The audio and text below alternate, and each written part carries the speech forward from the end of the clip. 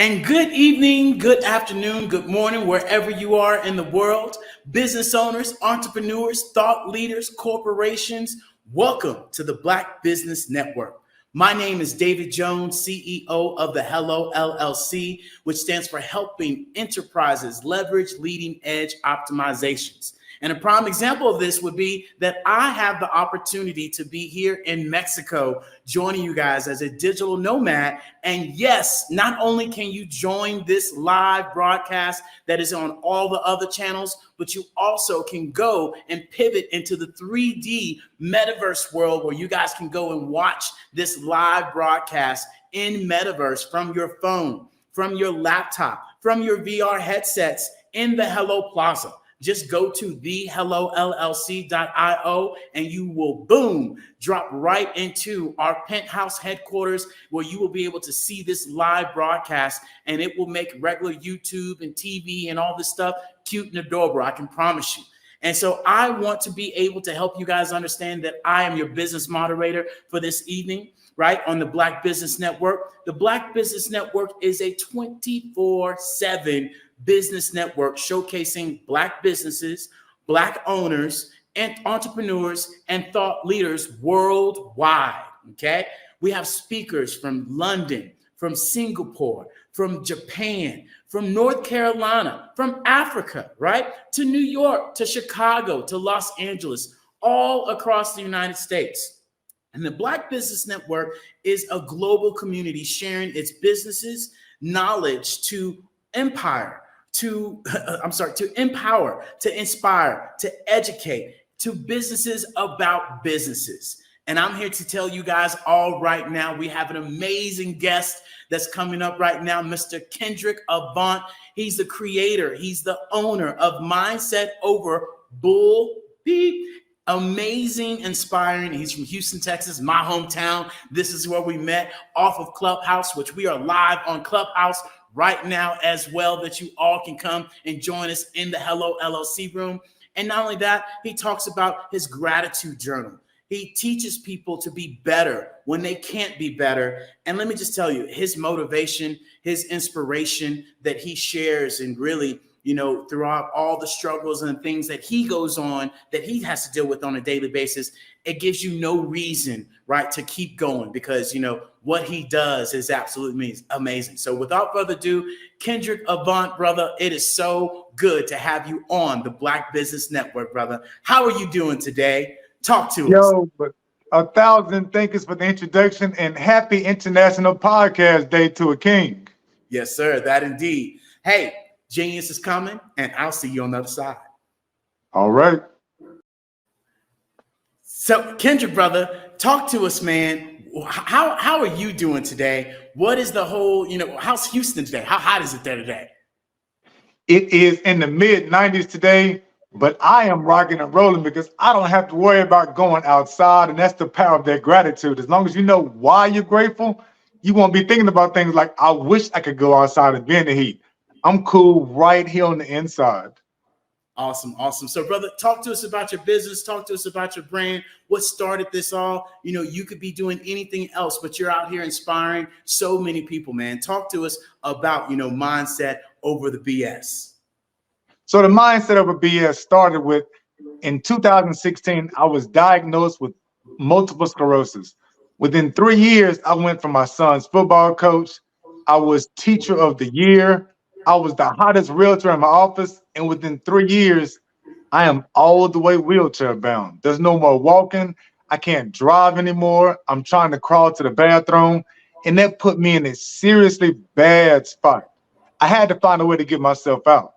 And to get myself out, I started out with this gratitude journal, and what I realized is that when you write the story of why you're grateful, not what you're grateful for, but the why. The importance is the why, because as long as you know why you are grateful, as long as you are telling that story of why you are grateful, if you are writing that story down, then you're not overthinking the last thing you said you're not overthinking the last thing that you said to family. You're not overthinking the fact that the kids didn't pick up their toys. You stepped on a Lego last night. Instead, you are trapped. You are stuck. You are moving with whatever you are grateful for. That puts you in a better mood.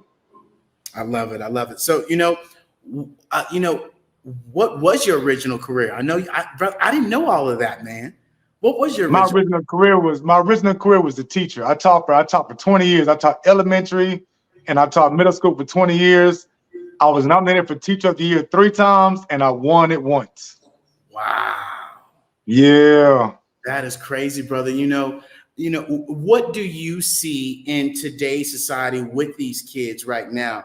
Compared to when we grew up, what would be your one misconception or the things that, differentiate us between now and then? I think the biggest thing is that when we were growing up, the older generation, we are used to being told what to do. We're used to being told what to think. This new generation, oh no, they want to understand the why of why they're doing everything. And if you understand what they're going to ask, they're going to ask you why. They're going to ask you why we're doing this, why we're learning this, why we're writing this.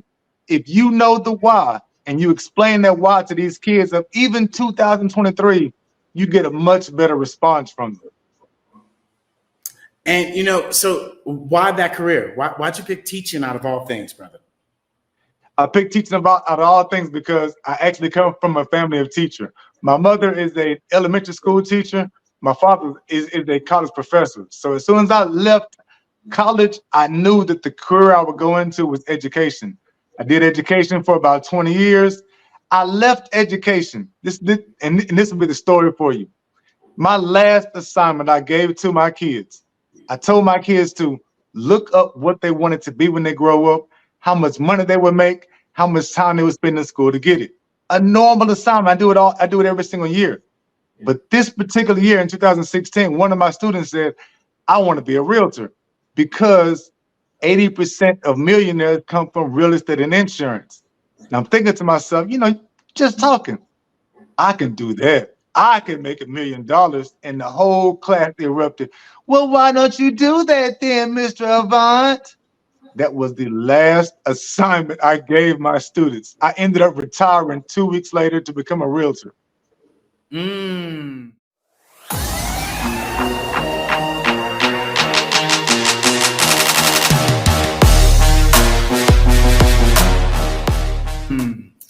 And that is just crazy in itself that you were telling them, asking them what they should do, and then they turned it around on you and said, well, why aren't you doing it? And that's where my first pivot happened. I love it. And so, throughout that change, and what did you find in real estate, that was different from the teaching? Explain to us there, because I'm pretty sure you found that there might have been some similarities too. There were some similarities, there were some differences. What I loved about real estate was the actual conversations I got to have with people. I felt like I'm educating adults on how to get their homes. I'm educating adults on how to get the best loans and interest loans for the homes. I'm educating adults on credit scores. That was always great. Now they're driving around Houston in traffic all the time because people get off at 5 and I got to be somewhere in 45 minutes and I know it's going to take an hour and 15. Oh man, that right there, I do not miss. I do not miss driving in Houston at all. So, with that being said, any interesting, who would be that one student, right? Looking back at, your teacher career, who would be that one student or, a couple of students that you look back, you're like, man, I really made some change. I've got a few students who actually still come out here to my house.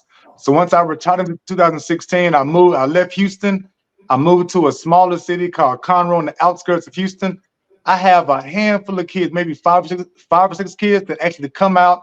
My wife knows their name. My kids know their name. They drive out. I've got 2 boys that actually have brought their own sons out here. I've got one girl who named her son after me. These visits from kids are like the greatest affirmations, the greatest confirmations that you could possibly get. And this is before I even started a gratitude journal. They didn't know the glowing, happy guy that I've become. All they knew was the sit down somewhere. Don't do that. And it's just amazing how things have changed. Yeah, man, that's awesome. So, you shared a story, with the kids. But what would be a story, with the real estate? What's something that you most remember about real estate, or a story you can remember there, especially driving in Houston? And I know now it's even more horrible. The very first home I tried to rent out, I drove 45 minutes to this home. I ended up getting there. I'm showing the house around, and the husband and wife keep whispering every time I leave the room. And I wonder, I'm hoping to myself, they are discussing whether or not to rent the home. No, what ended up happening was the home that I was trying to rent out was in the news 2 months earlier for a robbery. So at that point, the wife wanted nothing to do with the home. And the husband looks at me and says, hey, you know what? I'll take it if you can take about 80% off. So the home wanted to go for maybe $1,200. He said that they would take for $250 because it was in the news already. He knew I couldn't rent it out. That was my introduction into real estate. Oh man. So, you being able to, go from a fully functionable, running around town, doing all these things, brother, to now all of a sudden, you're diagnosed with the, MS, how did that impact you from a mindset, journey and lead us down that path? How was that? From a mindset journey, the biggest thing that comes is that multiple sclerosis is an autoimmune disease where the body is attacking the nerve cells. So everything that your body wants to do, everything that your brain is trying to communicate to your arms, your legs, your eyes, your body's actually attacking those nerves. So you are slowly losing all of those senses. What I had to get used to, what I had to develop was I had to understand where I was now and understand where I was going. Because the mindset of losing your abilities, of losing your eyesight, losing the ability to walk, losing the ability even to use the restroom, getting your mind wrapped around that, having to ask your wife or your daughters to help you back up to the restroom, King, that takes a while to understand. That takes a while to accept. And I was in a dark, dark place. I slowly brought myself out because in October 1st, 2020 is when I bought my first gratitude journal. And I began to write out what I was grateful for. And it took it about a year, maybe a whole year before I started writing out, realizing that the more time I spent writing why I'm grateful, okay, the kids did the kitchen. Now if I write the story of why the kids did the kitchen, how they helps me out, how now I don't have to do it. So that saves me time. I get to my job faster. That puts the wife in a better mood. That makes the wife want to cook because the kitchen is clean. When I spend the time writing all that out, not only am I more grateful for my kids, not only do I talk to my kids differently, I'm speaking to my wife different, and I'm in a better mood. That makes me a better father, a better husband, just a better human being. Brother, that is amazing because you're so spot on. I remind people that being grateful for what you have right now is the best thing you could ever do. Because living in gratefulness is the greatest reception, right, for receiving things. Because when you're grateful for things, you don't need anything. So when you get things, it's abundantly. Yes. And so often, we forget about the most important things are right in front of us. We're chasing after the money. We're chasing after the fame. We're chasing after all of this glory when everything that you want is right in front of you. And then, when it's taken away from you, like you just shared, asking the wife, asking the kids for help, that takes away from a man, especially a man, with kids and a whole family. So that in itself, man, I think I understand a little bit of how that is. But more importantly, when you were diagnosed with this, what did you do to treat yourself better, to get this ball rolling, especially as, you're dealing with your health issues, but also helping people, in their business and keeping them motivated? Talk to me about that. When I started out this journey of multiple sclerosis, I had health care and I'm trying out all the medicine that they're giving me. And I promise it felt like every medicine, every pill that they're having me take, every injection they're giving me, I'm feeling worse and worse and worse. So after about 6 months, I ended up telling my neurologist, I don't want any more medications. Just let me do my gratitude journal. Let me work on myself. So as long as I understand, as long as I can accept and deal with what is going on, you really get to the point where you understand and you can handle the physical, the pain aspect of it. It's getting your mindset wrapped around it so that you're not always thinking about the pain. Because if you're always thinking about the physical pain, that makes you an angry father, that makes you an angry husband, that makes you an angry friend, because you're always in a bad mood thinking about what's going wrong. And that's what I had to learn. I let go of all of the medicine that they were giving me, and I began to treat myself with just the gratitude, with just drinking the water. I began doing yoga for the first time in my life. I've never done that before. I've never done meditation before, and I've done that. And I've honestly been times where my back is maybe on the pain level of a 5 or a 6. And if I calm down, and if I get out this wheelchair and I can fold my legs into a meditative stance, I can sit there and do this and it begins to go down. I can knock that pain level from a 5 or 6 down to a 1 or a 2. And at that point, now you can do whatever you need to do. A pain level of 1 or 2, you can move on that. She been that and did that. Could be a corporate lawyer or a hood. She's a ghetto type broad and her life. Brother, I just shared this earlier. I've been sharing this. You know, I talk about meditation a lot. It is key. It has helped me from not slapping somebody else and not slapping myself, more importantly, and just giving, you know, yourself that self-reflection time, that being able to really, you know, calm the nerves down, especially, you know, with all the things that we deal with on a daily basis. And then yoga is something that I would encourage us all to do, right? Taking 5-10 minutes, stretching your body, because, you know, a lot of the times what we find is that, you know, lack of stretching, you know, it's bad, especially as we get older. So just reaching down, touching your toes, doing some jumping jacks, doing some sit-ups, getting that body moving is critical, right? And so, you know, I'm sure that all of these things, you know, are in your gratitude journal. You know, what are some things in your business, you know, your practice, that you're able to help people out with, you know, utilizing this gratitude journal, and talk to us about this gratitude journal as well, because I hear you talking about it, but most people don't know about it. So I want you to talk about it, brother. So whenever I'm talking about the gratitude journal, my gratitude journal has gotten to the point where I put it online. I have an online gratitude journal at KendrickAvant.com. And what I have learned is that the gratitude stories, that's just a piece of my gratitude journal. Now, I actually track how many days and how many yoga positions I do. I track how many minutes I've meditated, how many days in a row I've meditated. And I share all of this on my own gratitude journal. And I do this because I know I have a wealth of tribespeople who are watching me, who need to see somebody like me doing the things that I do and succeeding at it. So as long as I'm sharing this gratitude journal, today was 1,120 days in a row. And by sharing that, sharing the exercise that I do, I put videos in so I can see myself what yoga poses I could do 2 months ago versus what yoga poses I can do now. I track how much water I put in my gratitude journal.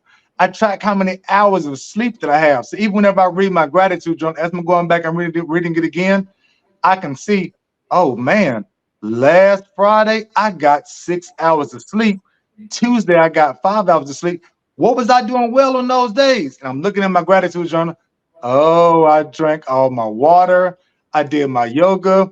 I meditated. I wrote in my gratitude journal. I skipped the alcohol. All of those become decisions that are concrete right in front of you all the time, backing up and reinforcing the move that you're making to be as best as possible. I love it, brother. I love it. So you have a podcast as well, correct? And correct, I sure do. Talk to us about, you know, your podcast and what your podcast is about. So the podcast itself is called Mindset Over BS. And my podcast is that I actually tell the funny gratitude stories to the rest of the tribes people, so they can see that this gratitude stuff is not all work. The funnier you make it, it ends up being a longer gratitude journal entry. And if it's funny and it's longer, that's even less time you have on your negative thoughts and overthinking past arguments and overthinking if your kids have done their chores or not. You are not even overthinking the job and the employment that you're doing, because you're focused on what's going good. And that's the power of that whole gratitude journal. I love it. I love it. And, you know, this Black Business Network is to showcase to children that they don't have to be that football player, They don't need to be that singer. They don't need to be that artist. They don't need to be that producer. They don't need to be that typical thing that we are stereotyped as being. And prime example, yesterday I did a live and, I shared with people, that I myself have taken over 500 flights in 4 years. And getting on planes, I had the opportunity to, be on first class. And a lot of the times people would ask me, hey, do you play football? And, the next question would be, what is it that you do? When I would be in first class and I'd see other people associating with each other. And it was always, hey, what's your name? Where you from? And then it was what you did, in the business. But as a Black individual, they wanted to know, what did I do? And this is where we come together as Black individuals to show these youngsters and to show individuals and even people that are more experienced in life that you too can get out of that old mentality and grasp these new things, especially creating your own podcast like you've done. Be able to create gratitude journals, be able to create ebooks, be able to create something for, our culture to be able to up level themselves when it does come to meditation. Because I'll be the first one to say, if you had mentioned meditation to me 5 years ago, I would have been like, what, please? And the word. And so, it would have been, a different conversation. Or yoga, you tripping. And, those would have been different, mindsets. And that's where we really want to foster people and to help people make that transition and make that pivot, into the future. And so, with your lucrative background of what you've done and what you've experienced, brother, right? Which I follow you all the time. I love your Twitters. I love your TikToks. I love your social media, brother, and what you got and what you do and how you do it and just giving people the real, raw, honest truth. What would be your, 30-second or 1 minute, showcase to, these youngsters that, hey, you don't need to do that. You can do something else other than what we're pinned up to do. If I had 30 seconds, what I would tell everybody, the kids, the younger people, the older people, start your gratitude journal journey. Just start. All it takes is you writing down those 3 things that you are grateful about, those 3 stories. And I'm telling you, once you write down those 3 stories the first time, you get that warm fuzziness in your heart, but you'll realize, oh, wow, there goes 15 minutes. And in that 15 minutes, I wasn't tripping on what my mama told me. I wasn't angry about what my dad told me. I've gotten the trash out and I forgot I even did the trash. And all that starts with you spending that few minutes of writing in that gratitude journal. Once you start that habit, you begin to see how you can start other good habits, how you can keep the momentum going. But it starts with that first step, start a gratitude journal. Yeah. And, when you talk about the gratitude journal, I think what happens a lot of the times is that people, do start to get into the journal and then they start writing. And I'm that person when I first started, right? In my journal, it would ask me questions and I'd be like, ooh, I didn't do that. Ooh, I didn't do that. Ooh, you know what? I'm putting this journal away. I don't want to face with that. But when I recognize, hey, writing this stuff down on paper and being able to see what I accomplished, how I helped people, how I learned, what did I do that day, and being able to write these things down, it entrenches in your mindset and your mind goes to work on those things. And that's what I remind people. A lot of the times we think of how we're going to get to places, how it's going to get done. But in all reality, it's who we're going to be able to get that done with, who is going to come in our life and really be able to successfully make that transition and make that pivot, to the next step. And that's really, brother, the important thing of you being able to showcase people, how this gratitude journal has helped you out. And even more importantly, from your aspect, from your health aspect, how did, the multiple sclerosis, change your perspective on business, on, your life? Talk to us about that. It changed you know what it did? I'm a former teacher. I went into real estate. Because of multiple sclerosis, I can't show houses anymore. Because of multiple sclerosis, I can't go into a school classroom, stand in front of the board and write things down anymore. Because of this disease, I've had to reinvent my entire life. And when I reinvented my life, as I wrote out in that gratitude journal, I'm realizing, I really do like talking to people about what to be grateful for. And then from that, you have somebody tell you, hey, why don't you try being an inspirational speaker? I've never done that before. But the more I speak about this, I realize this is who I am. This is my passion. This is how I can still help the world. This is how I can leave a legacy for my own kids, that my own kids can see how much I kept it together, how I kept pivoting and reinventing myself, because I have this gratitude journal. I'm tracking what makes me happy. I'm tracking what I'm grateful for. And as long as you know those things, you're going to repeat those things and be better than you were.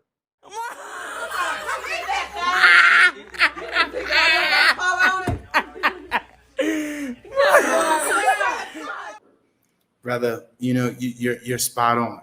And so, what are some other things that you have within your business, that you provide and that you showcase, so people can know, where they can, get more information from you?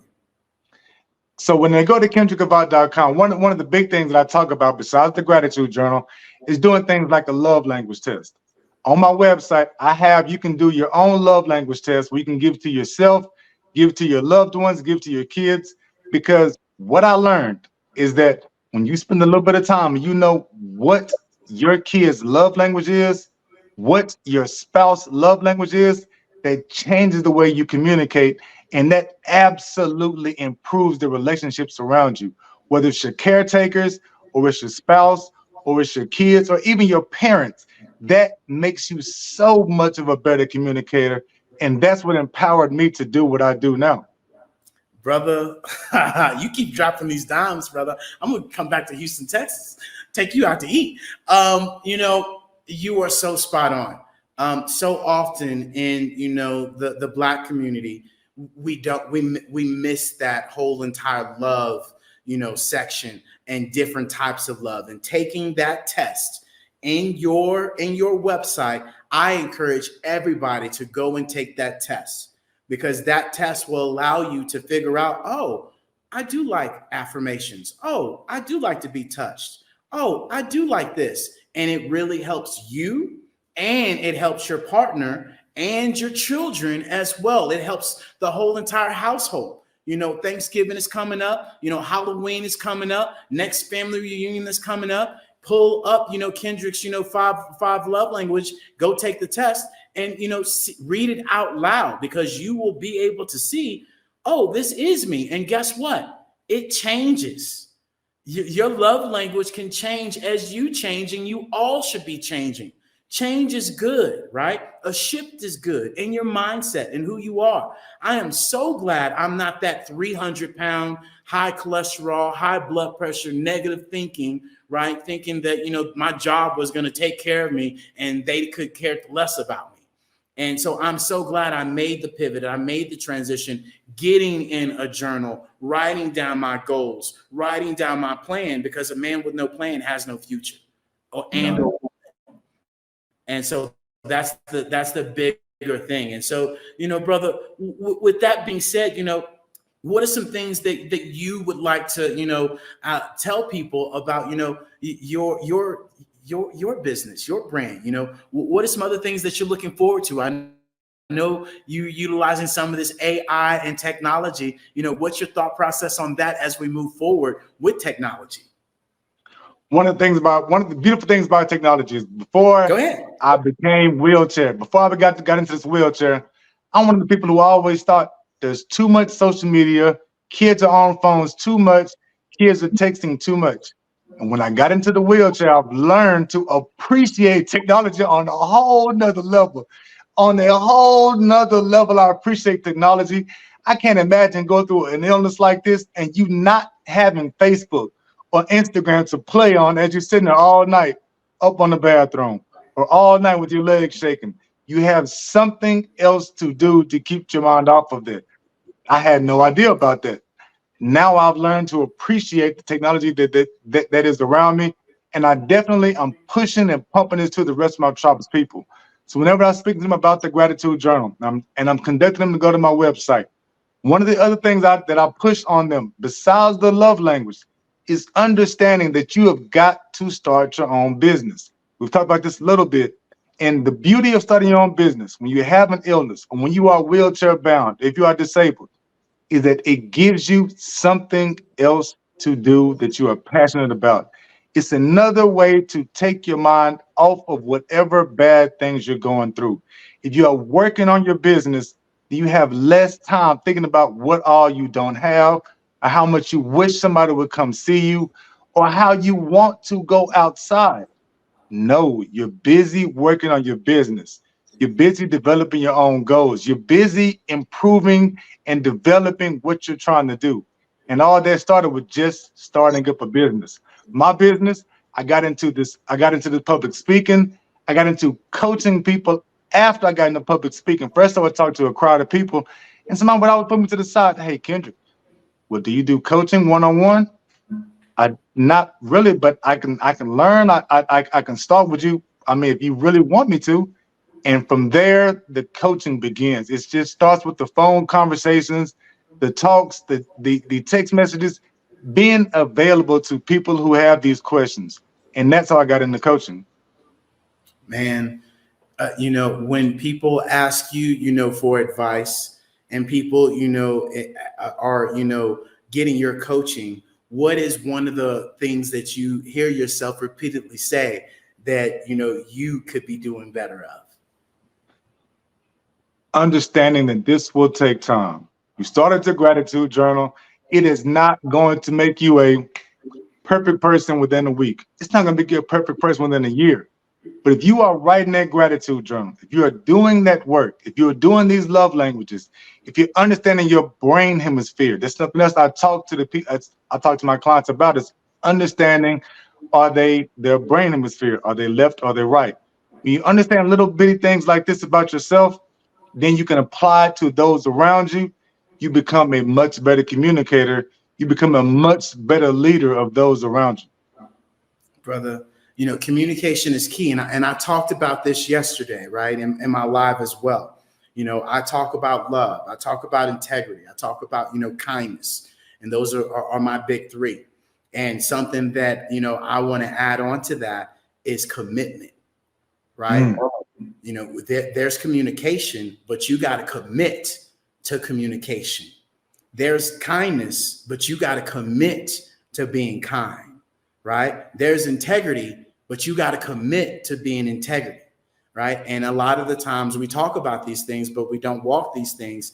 And that is really, we're coaching with a gratitude journal, where all of these things, come together and really are able to help people pivot and people to move to the next level and things of that sort. So, brother, I want to thank you for joining us tonight on this wonderful Black Business Network. One more time, brother, tell the people where they can find you at, how they can get in contact with you, what you got going, what's the next speaking gig you're at. Please share with the world what you are up to, brother. The easiest way to always find me, you can connect me on KendrickAvant.com. KendrickAvant.com. It's just all one word, KendrickAvant.com. If you don't remember KendrickAvant.com, my name, I'm sure you will remember the phrase mindset over BS. Put the whole thing in there. Mindsetoverbs.com. You're going to come to my website. You can find ways to contact me. You can find ways where I will be at. You will see my virtual speaking events all right there in front of you. Well, brother, I greatly appreciate you joining us today. And as always, brother, genius is common, and I'll see you on the other side. Absolutely, brother. And with that being said, ladies and gentlemen, boys and girls, I want to encourage you guys all to remember that this is a Black Business Scholarship fundraiser for the Black Business Expo, right? The Black Business mission is to raise funds for high school seniors going to college or K through 12 entrepreneurs. The Expo is a fundraiser for students, and students may go to the www.blackbusinessexpousa.com to donate. You also can go to this actual website also, and also go to the Cash App on the screen as well. And more importantly, our goal is to provide these students with laptops. Our goal is to provide these students up to $5,000 for 10 students, because I remember when I was in college, Dad, I need some money, Mama, right? So that's important. And then students, listen to me. You're on your phone, you scroll holding right now, stop right now, and I want you to go register. This is you taking action with everybody donating to this fund. And so will you guys go to the www.blackbusinessusa.com and register? More importantly, it takes you 2 minutes, easy peasy. And so with that being said, we want to thank all of our sponsors today, the NC 100, the Moody Capital Partners, the Suede Soul, the Lotus Rich Coaching and Training, the Carolina, Virginia Minority Supplier Development Council, the Step Management, BHS and Associates, Margie McLean Foundation, the Earth Essentials, Genius is Common, Melaine Shauna Global, Executive Women Success Institute, Superwoman Business Services, The Hello LLC, Lee Entertainment, Artist App Design, and of course, the Black Business Expo USA. Genius is common, and I'll see you on the other side.